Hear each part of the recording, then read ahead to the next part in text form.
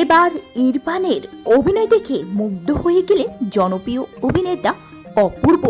অপূর্ব ভাষ্যমতে, তুই এত ভালো ইমোশনাল অ্যাক্টিং করতে পারিস জানতাম না তো।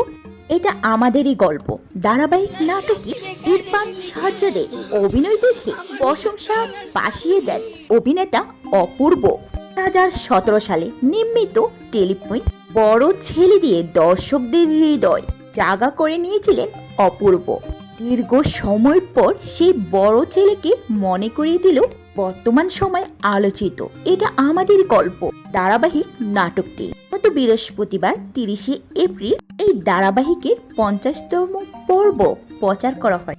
ধারাবাহিকটি শেষ পর্যায়ে এসে দর্শকরা আবেগে ভাসাচ্ছে প্রতিটি পর্ব, বিশেষ করে 49 ও 50।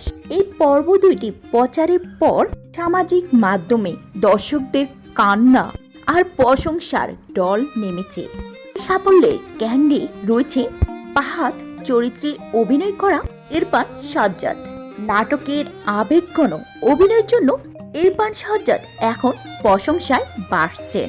সামাজিক মাধ্যমে ইরফানের অভিনয় নিয়ে বেশ আলোচনা সৃষ্টি হয়েছে, বিশেষ করে শেষ মুহূর্ত তার মৃত্যুতে ছেলের কান্না যেন এক বাস্তব দৃশ্য ফুটে উঠল। পাড়া ইরফান সাজ্জাদের এত নিখুঁত অভিনয় বোঝার কোনো উপায় ছিল না এটা একটা অভিনয়। তিনি চোখের পানি নাকের পানি সব একত্রিত করে দর্শকদের হৃদয় কান্নায় বেশি দিলেন। তার এই আবেগঘন মুহূর্তগুলো দেখে প্রশংসায় বাড়ছেন তিনি। এমন সময় অভিনেতা অপূর্ব কাছ থেকে ফোন পেয়ে আপ্লুত হলেন ইরফান সাজ্জাদ। একটি ফেসবুক পোস্টে লিখে, সর্বশেষ মানুষ এভাবে কেঁদেছিল বড় ছেলে দেখে। এই বড় ছেলে অপূর্ব ভাই যখন ফোন করে বলেন, তুই যে ইমোশনাল অ্যাক্টিং এত ভালো করিস জানা ছিল না, খুবই ভালো করেছিস।